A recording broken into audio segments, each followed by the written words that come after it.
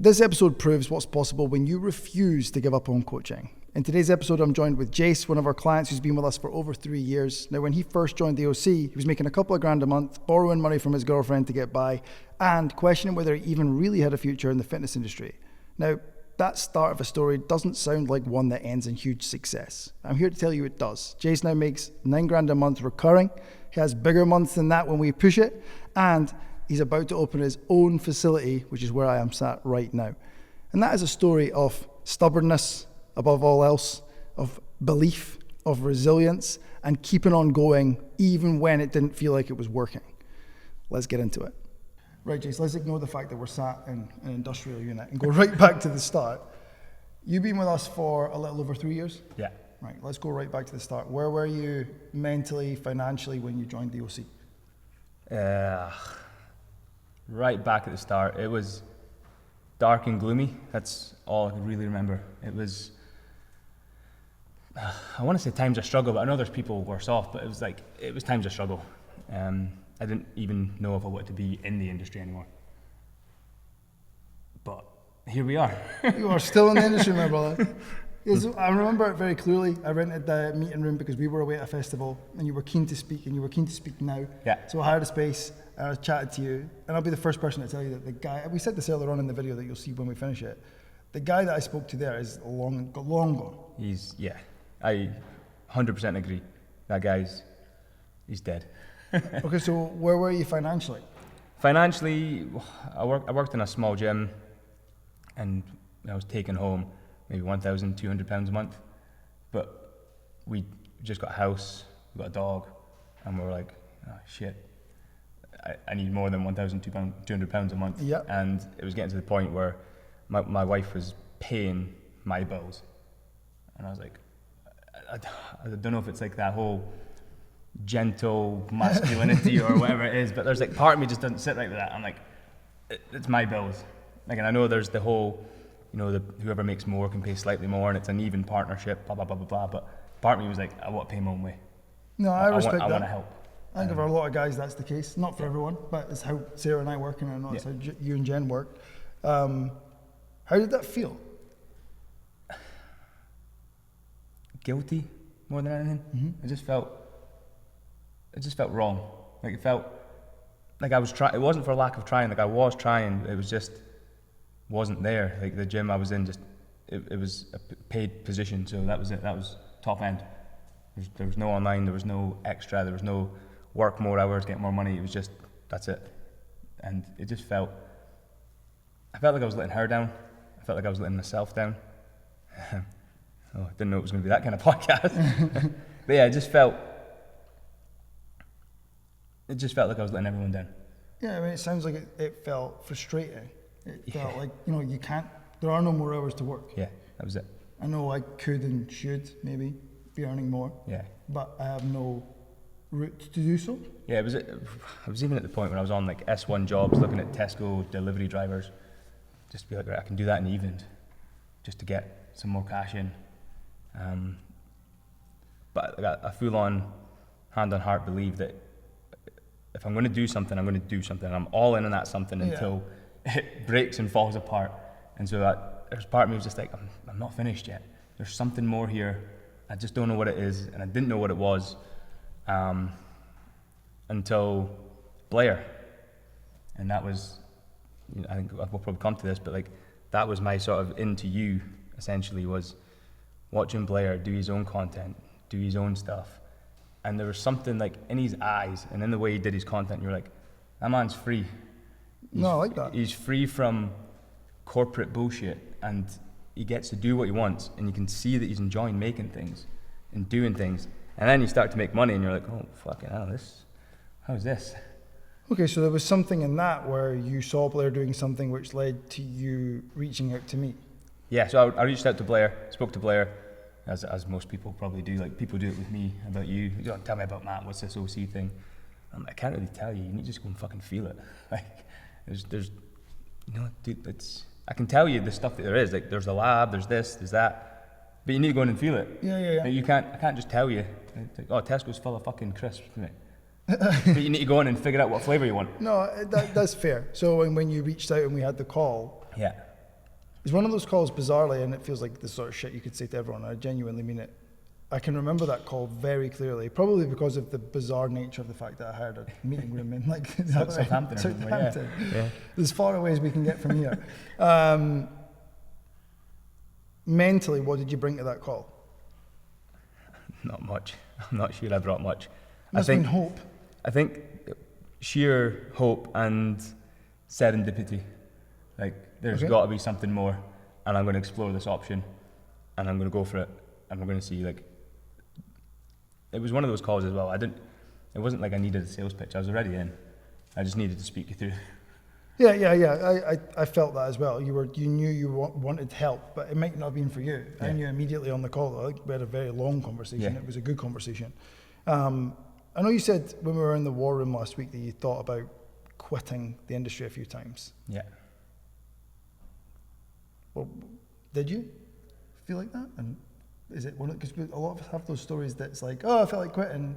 What did those moments feel like? So technically, I did quit. I went and did my police recruitment. So I went through the whole process. Yeah. Did all the interviews, did all the fitness tests, did all the background checks, and I was about a week from going to Tilly Allen, which is the fucking 6-week police thing down St Andrews, and I was like, nah, I got to take one more swing. I don't know what it was. I just thought, I've got to take one more swing. We're not done here. I'm not done here. No, There's more. Totally love it. I mean, I think a lot of coaches have got the same story where they've explored another option because there's got to be more than this. This can't be all there is. And I know I can make double probably at that point. I think more than double, surely, more than going to double. the police. Yeah. Even on like the baseline police Yeah. salary, you would be making double what you were making at the time. Easily. Trying to make coaching and Tesco's Yeah. Way easier. work. No, I think that's super powerful. But I know I enjoyed that conversation, and I know a lot of coaches have felt the same thing.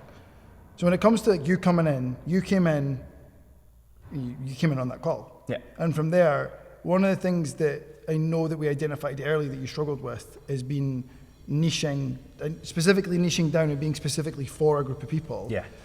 Because if we look at your own fitness journey, you've done all sorts. There's weightlifting, running, bodybuilding, Name it. CrossFit. Yeah. You've had a swing at all of it. Yeah, tried triathlon, turns out can't swim. Cycling, don't really like bikes. Tried Same. everything. It was hurt. But there was a fear of niching down at that point. Yeah, I think because you come from a public gym, and everyone just comes into that gym. You know, you've got bodybuilders, weightlifters, CrossFitters, everything in that. And like obviously at Bannintyn's, there's the other ones available. I won't go to that one. But, so there's loads of people, so you end up just working with everyone. And then you think, well, I actually quite enjoy that. You know, I do a bit of, I do Sandra in the morning who's learning how to do the movement patterns, and we really dial into positions. And then, by lunch I've got John who's a bodybuilder, so we just do arms. Sounds good. And then by evening you've got, I don't know, Tom, Dick and Harry who are a bit more CrossFit style or a bit more weightlifting, and so okay, we'll do a bit of that. So it was good in that sense of the way that it kept my mind engaged in developing things for each individual. And so when I came into doing it on my own, I was like, I kind of wanted to do the same thing. I wanted to be everything to everyone, and then you soon realize that you can't. Why not? Because I'm not for everyone. And so one thing that I think we had this discussion a lot was a niche doesn't have to be a person. It can be a feeling, it can be a position, it can be your stance on things. And so what I ended up doing was flipping it and be like, okay, well, who do I not want to work with? 100%. And then when I went down that route, like I know exactly who I don't want to work with. It then opened up, okay, so you want to work with these people? Totally agree. I'm interested to know more about, there must have been a fear as to not niching down. Yeah. What did you think would happen if you niched down? Because if you knew that you could niche down and do what you do now, a heartbeat, would have made that decision. Instantly. But there was something in you. What was the fear? Fear that no one would come in to that one niche, like that no one would sign up for that specific thing, and you're like, I just got to take everyone and anyone here. So you ended up, in essence, being for everyone with a heartbeat and a wallet. Yeah. And willing to go to the gym. Well, not even that part. Okay, heartbeat and a wallet. Then there must have been an impact on your confidence when it came to marketing the business when you don't know what it is really that you sell. Yeah, it was erratic. Like everything was chaotic and erratic. Even to the point of my actual branding came across chaotic and erratic. I had like glitches and flashes and there was shit everywhere, and then all of a sudden it'd be smooth and delicate, and my voice would be a little bit more, it's okay, you just need to turn up, and the heaviest weight in the gym's the door. And then all of a sudden I was back over here being like, fucking get in the fucking door, you lazy bastard. Yeah, what I will say though is oftentimes when someone says something like that, it's like the softly part gets removed when they get confident in who they're branded to. But if I can say politely, I don't think that has been the case. You've actually managed to take both of those ingredients and because blend it to me. yeah, the marketing is like the heaviest weight in the gym is the door, but not said in those words and not said in that way. So the clarity that came with having, it's important to point out that you didn't just join and we made one niche and went straight down the ladder. No, we went through iterations and Dragon's Den after Dragon's Den, and it was again finding out more about who I didn't want to work with. Like I didn't want to work with stark beginners who had to learn the hip hinge pattern anymore. So like that instantly ruled out new beginners to the gym. So okay, so then who do we work with? Okay, so people who are more self-sufficient, people who can actually read programming and turn up and know how to intensify an exercise or know how to push themselves to that point of failure and not be like, I did my 12, what do I do now? Do it again. Yeah, and so the niche has been a series of iterations. Experiments. Agree, experiments. Series of experiments. But an experiment with some form of backing, because experiments and randomly guessing on paper are very similar. Yeah. But there was some structure with... Yes. Okay, cool. 100%. So, I mean, briefly, how do you think your niche has evolved over time to where you're at now? Because from a top line, it's initial uncertainty, there's a period of clarity in the middle, and then from there it's growth and opportunity, which when we're sitting in growth and opportunity right now. 100%. So how's the niche evolved over time? It's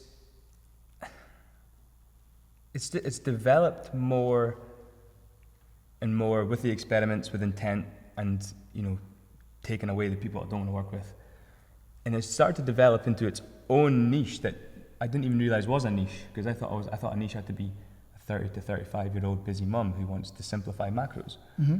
But now really my niche became more about people who wanted performance, but they just wanted something else. They wanted to belong to something. And so my niche then became, I'll be the thing that they belong to. So, we give people t-shirts, it's like the football strip, it's giving them that, like the uniform and giving them the shout outs and making everything about them. Like when people come to me, I want them to feel like the VIP in their own journey. I don't want them to feel like a side character. They're the main character. I'm there to help.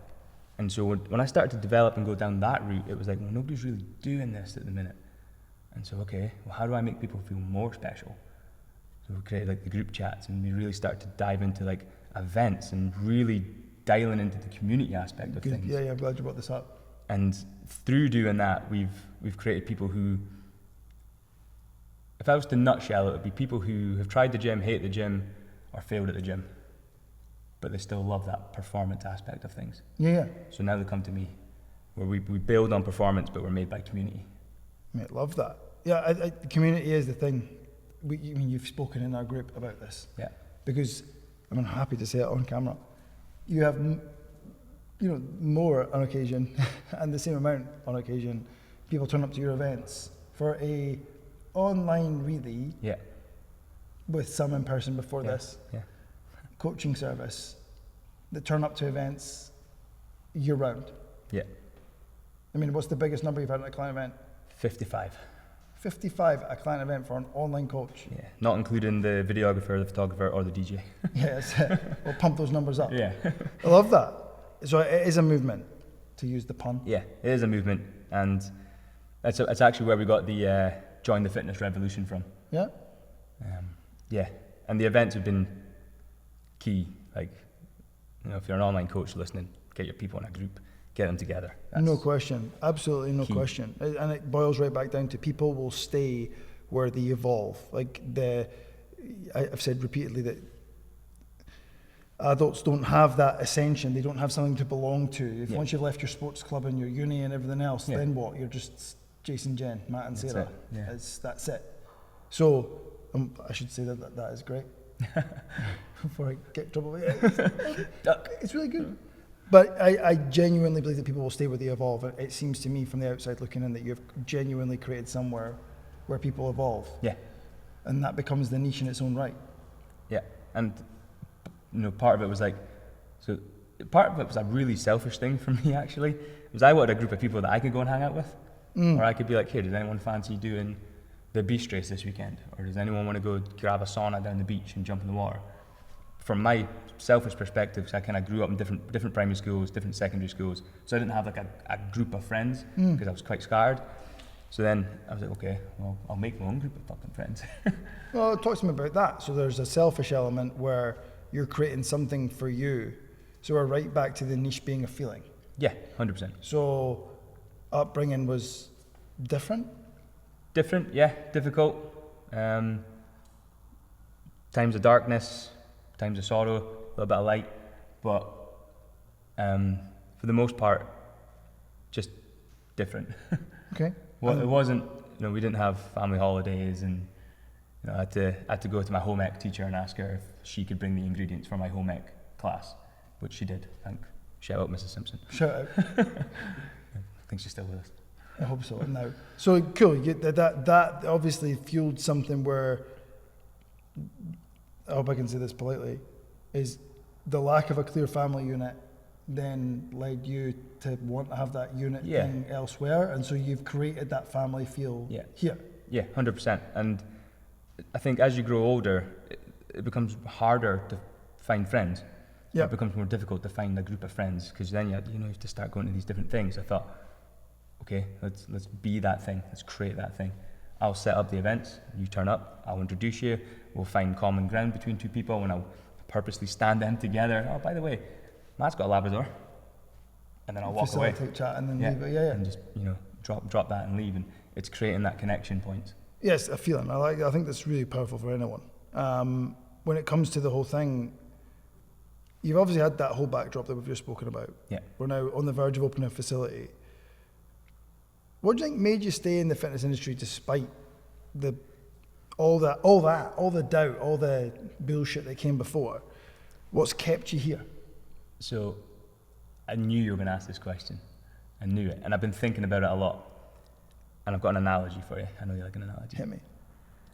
So if you go in your garden and you chuck a bunch of seeds down to grow, the ones that grow strong and big are the ones that got sunlight and water. Well, for most of my life and most of my fitness career, it was in the darkness and the muddy shit over there. You were the sunlight and the water. Love it. And you took that seed and put it in a place where it could grow and become strong. And the self-belief, I still look at, sometimes I scroll through my old content just to be like, right, where can I be better? Where's my mistakes? And I look at the stuff at the start and I was like, oh my God, you weren't even sure of yourself, let alone how you could help other people. Agree. And I think just through being with the right people in the right environment, getting the right nutrients, getting the right sunlight, getting the right water, I've developed, and I knew then, and literally it was like maybe a weekend, I was like, this is going to work. It's going to suck, but this is going to work. And here we are, 3 years? 3 and a bit? 3 and a bit years, on the verge of this. And I'm like, okay, the levels are up, and we're going to suck again for a little bit, but we're at a different level. Maybe. But I'm willing to fight for it, which is something that I learned from you. And I've never really had role models in my life, and so I tend to imitate those who I find I respect highly in my life, and you were one of them. And I was like, Matt operates at this level. I'm here. Okay, so I've got fucking 15 levels to get to this point. So if I can just go one at a time, I'm getting closer to who I want to be, closer to the person I want to be. And we spoke about in Ibiza, the man in the mist.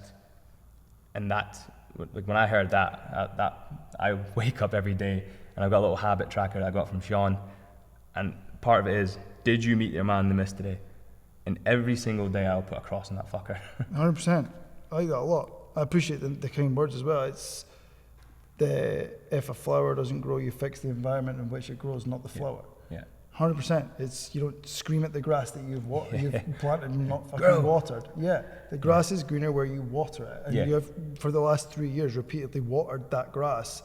And obviously now, we were standing chatting with Jen earlier on about, opening this it presents a risk. Yeah. It presents financial expense. But the point I'm coming to here is you've obviously built to the point where you have enough money in the bank, which I'm going to make an assumption when you had like a couple of grand coming in max a month, you didn't have money sat to be able to make decisions. No. Because this is an expensive decision. Yeah. Yeah. Yeah. But you have the money, Yeah. A, coming in Yeah. at 9 grand a month, but B, sat in a war chest that you can dip into for the financial control that you've developed over the last 3 years. 100%. Profit first is the boy.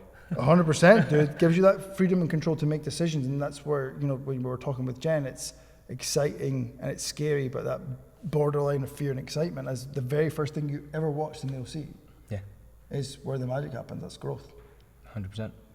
So you've always said that every single communication we've ever had has always been about community and building community and having a positive impact. Where does that come from? Beyond the, I'll make my own group of friends. Yeah, I think I'm a bit of a dreamer. Like, I like to sit and think of the future, and I like to sit and think, okay, we could do this. Oh God, we could do that, and we could do this. And so I find that there's a fucking enough negativity in the world. Like, there really is. And I don't see the need for it. I don't see the point for it. And if I can help someone find a friend, or if I can help someone just be a little bit better, or, you know, go to the opposite end of that and change their life, that some of the people we have helped, I'm going to sleep way better. And I get to the end, and like, did you do everything you can to be a good person, a good human, help other people? Yeah, I tried. I tried my fucking best at it. And I've been like that. Like, my grand always said, be the hardest worker in the room and always leave the room better than you found it. And okay, I need to leave everything better than I found it. Yeah, you've done a fantastic job of that this far, mate. And I know this is the next iteration of whatever the fuck that. I mean, it won't be hard to leave this place better than you found it. Yeah. Got to paint him or winning. When you first joined, think about right back to the start. I'm curious. Should have asked you earlier on. What were the first few things that we started changing really in the OC? Like, what changed for you most in the first few weeks? Structure. Absolute structure. Like, I was living hour to hour, not knowing what the hell I was doing, what was going on. And then you go through like the environmental... Biological environmental audit. Yeah, and then the how to organize your diary. Silly things. Up until that point, I didn't even have a calendar. I was just winging it. Like, I was like, okay, someone's in now, okay, we'll go there. But just getting that Google Calendar in, putting it into my diary, organize everything, color coding things, and just putting structure in, and then structuring content, and then structuring, and the key word is structure, is just keep putting back into that structure was phenomenal. And again, like, you don't do the work for me. You gave me a clear path. You're like, follow this, do these trainings. Okay, we'll do these trainings, and apparently they work. Well, I'm very happy to tell you I have absolutely no desire to do the work for you or anyone else. Exactly. It's not a reflection of how much I like someone, it's a reflection of, in fact it is, it's a reflection of having so much respect for someone that's like, if I do this for you, you learn fuck all. Yeah. And so Pratt's named it when he joined, he said it was about, you teach a man to fish, give a man a fish. And he was like, it's one step further though, you gave me a fish catching machine. No, you give me a fucking boat. So, dude, and it's been those things that you mentioned, the calendar, the structure on all different domains. My reflection of your journey so far in the last 3 years has just been, do that, run it until the wheels start shaking, revisit structure. Yeah. But that needs vision and direction, which we obviously touched on, where you can know what you're building, you know who it's for and more importantly, who it's not. Yeah. So we push it till the wheels fall, we'll start showing signs. Get shaky. Yeah, and then we restructure it. So in that process, what was the moment where you thought, this is actually working? Yeah. The first online client that I got after being signed up to the OC, and it was one that was like a completely brand new follower, wasn't someone who's been in the back burner or following me. A random, yeah, complete random. And I remember the day that she actually followed me. She was like, oh, I've got a new follower there. I'm up to 1,001. And I remember just following, give me a DM. Hello, thank you for following me. No sales pitch, just thanks for following me. Let me know if I can help, type thing.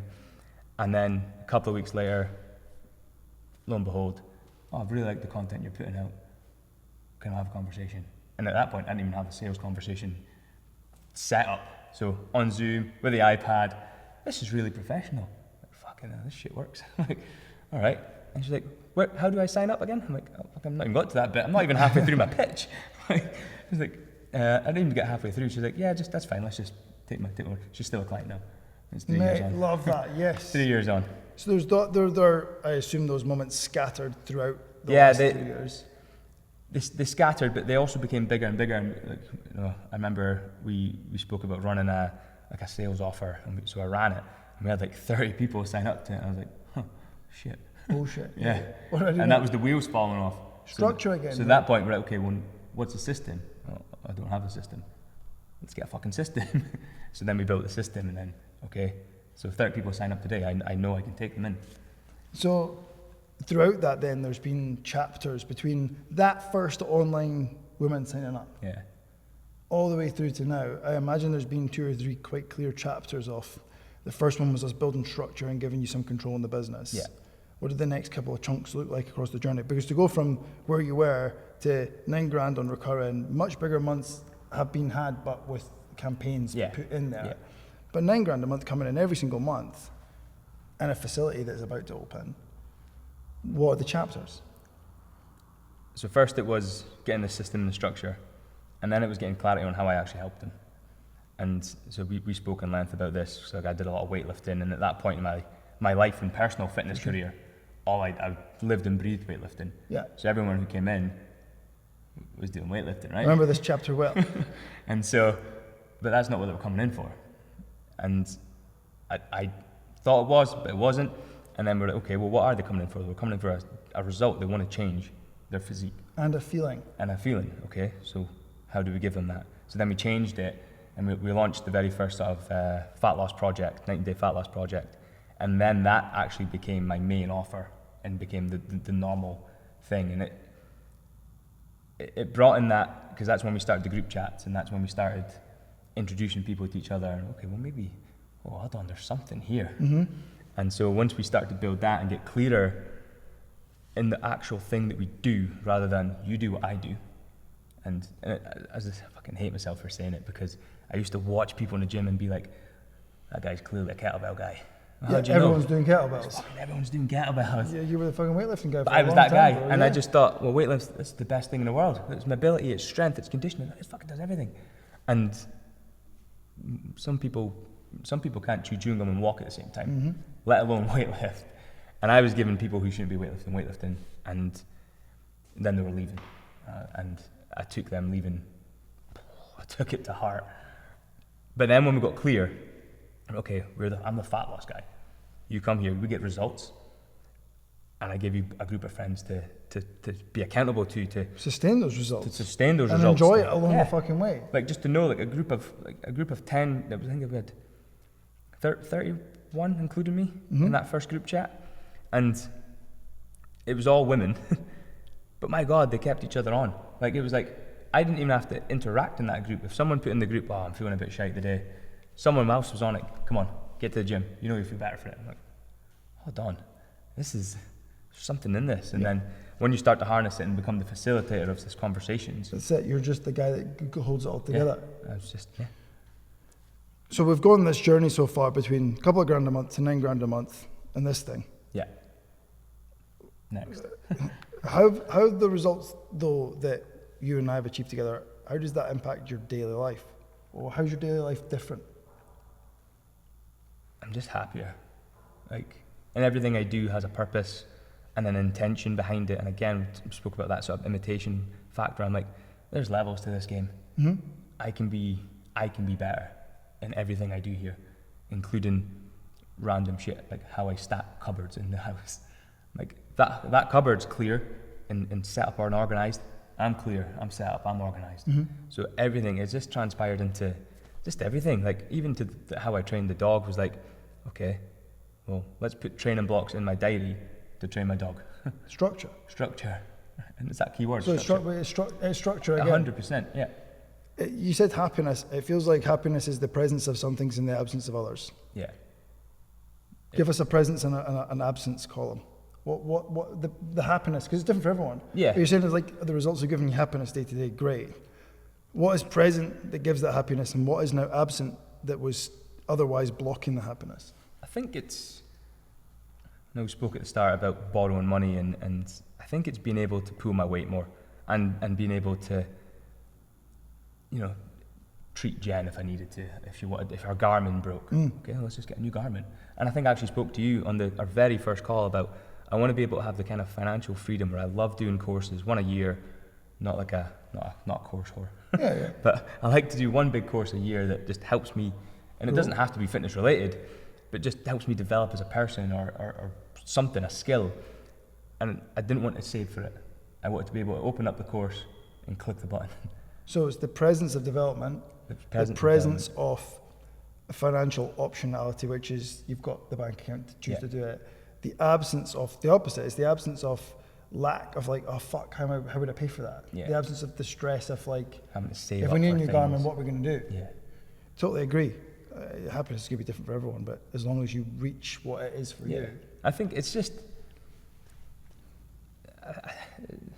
it's hard to put into words, because it is that kind of like feeling of just everything just feels lighter. You know, that like like I know if shit hit the fan, I could phone you and be like, right, well, what do we do here? And we do a battle plan. Like I know you're in my corner with that, and that, like having that support and that security there. Like I know Jen would be the same, and Sarah and Jazz and Blair, like everyone would do that for you. And so having that in your corner just gives you that freedom of, I don't want to say freedom of consequence, because there's obviously consequences if shit hits the fan. I know what you mean though, like I know I can do this, but if it doesn't go the way I want, there are people around me that I can steer me back into the right position. So it's the presence of support. Support and support and just having someone who will hold your hand but boot you in the arse to the right place. Yeah. Do you know what I mean? will do both those things happily. Like you'll give me a cuddle and be like, here, this is shit. But then you'll turn me around and fucking push me. Yeah, now that we've sat in the mud, Yeah. let's get back up and get on with it. Yeah. And it's been like that a lot for a lot of different clients. Sometimes it's, and you'll find it the same in movement. And sometimes you have to sit in the mud with them, and sometimes it's a case of, come on, mate, up you get, give me a hand. Yeah, that's good. I'm glad for that. So now you're about to open this place. Yeah. What does it mean to you? What is this place? What the hell? What are we sitting in? So we are sitting in my new unit that is going to be a dual zone facility and small group training. We're going to split the gym in half, strength on one side, conditioning on the other, and we'll alternate days so that we, again, and this boils down to what we're just speaking about in the niche, and it's like, okay, well, what do you not want to do? Well, I don't want to be a fitness buffet. Like, I'm not going to do high rocks, I'm not going to do turf, I'm not going to do powerlifting, I'm not going to do bodybuilding. We're going to do 3 things really fucking well: strength, conditioning, community. And we'll build the program so it's cohesive. So you're not going to the gym doing your strength program and then going to a random high rocks class and expecting to get better at both, because you're just doing random shit, random results. And so if we build everything so it's cohesive and together, okay, your strength program, at the end of this 12 weeks, we're doing a 5x5, and then the conditioning, this block is an aerobic conditioning block, and then the community thing is, right, cool, we're gonna get a DJ and we're just gonna have a right laugh on a Saturday morning. Come on in, bring a mate, like let's bring a vibe. And so if we can bring all that together and make it cohesive, I've done my part. Okay. And I'll feel really, really good at the end when I'm like, I tried my best. So with that then, if you had to summarise the impact you want it to have on the local community, what is it? Ooh, I had to summarise the impact of the local community.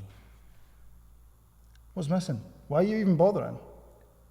What does this represent that does not exist? I don't think there's anything Remove I don't think. Yeah, okay. There's nothing like what I'm about to do. That's a man with a certain mission. There's nothing like it, and I genuinely believe this is going to kickstart the future of fitness in terms of the boutiqueness, the community vibe, the doing things together, the getting external people in to do some stuff. It's the extracurricular, as far as I can see, in the least seedy way possible. Sounds like we're opening a brothel. Might be cheaper. It's probably do good money up here. With all that in mind, when you think back on the guy that was borrowing money, how does that feel now? still doesn't feel real, to be honest. I know we're sitting in here now and we're doing it, but it still feels like I remember sitting in maths with a little square jotters and a little square drawn gym layouts. You know what I mean? Drawing the gym layouts, so like about 13, 14 years old, drawing these gym layouts, thinking one day I will open a gym. But I didn't even believe it then, but now I'm like, this is happening. Whether I like it or not, this is now happening. And I'm going all in. That's it. My observation is that the all-in thing is there are a lot of coaches who are in exactly the same position as you, who question whether they should be in the industry, question whether, like, they don't question their passion. Did you? No, because I don't really believe in that whole find something you're passionate about and you'll never work a day in your life thing.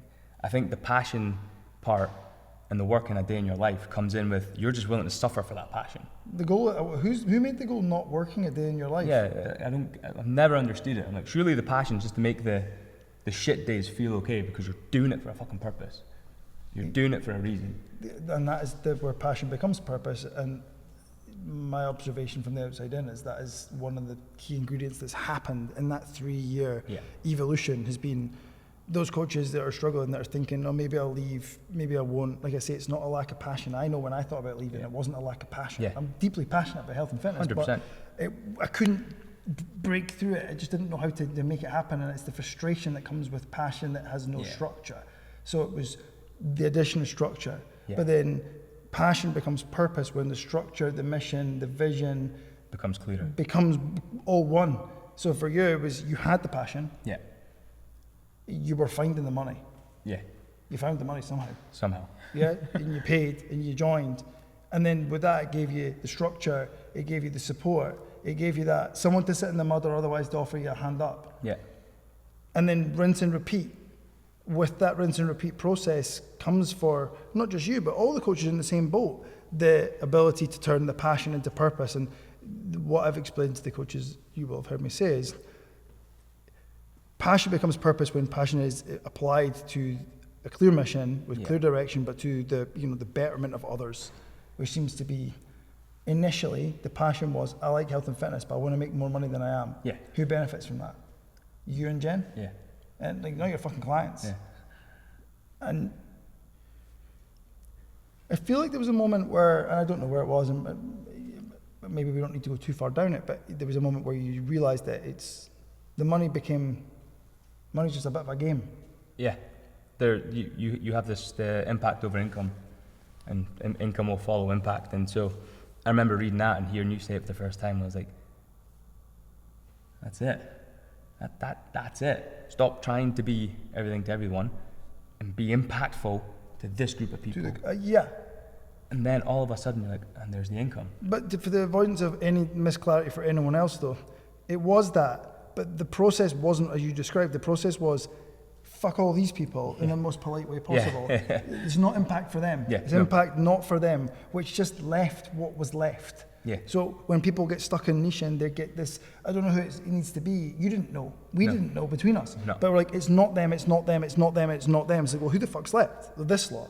Well, what binds those people? What is the common denominator in those people, which we found, which then led you to have more structure, more clarity, more direction, and therefore passion, purpose, and everything in between. Okay, so I'm curious for you here.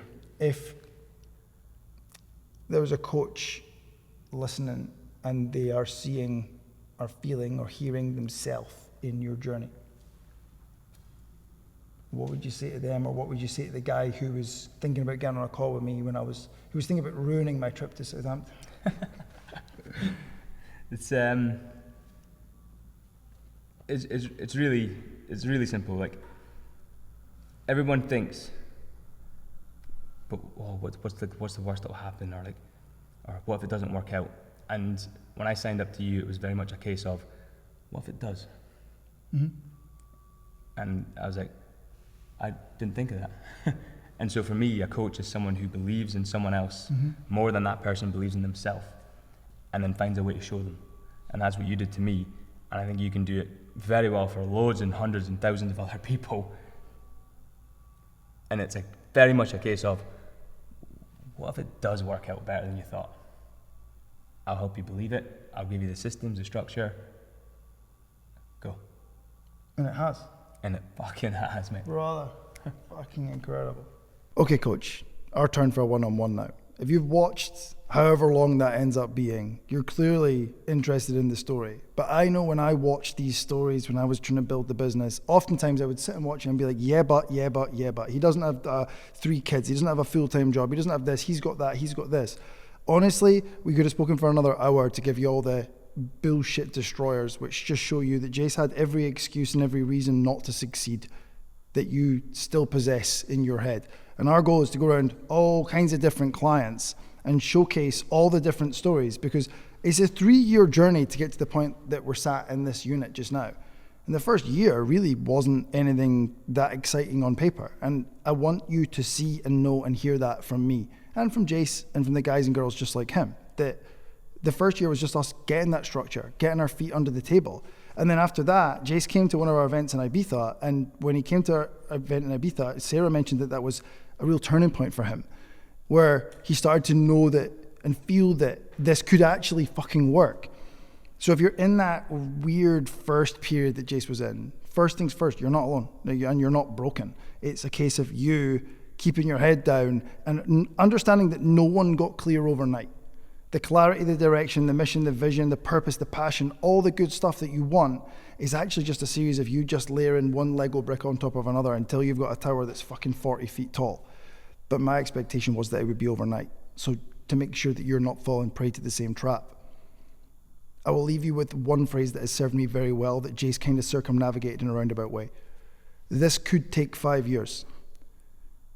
And as soon as you can make peace with that, you will start to see the growth that you want, but your desire for it to happen overnight is what's killing you right now.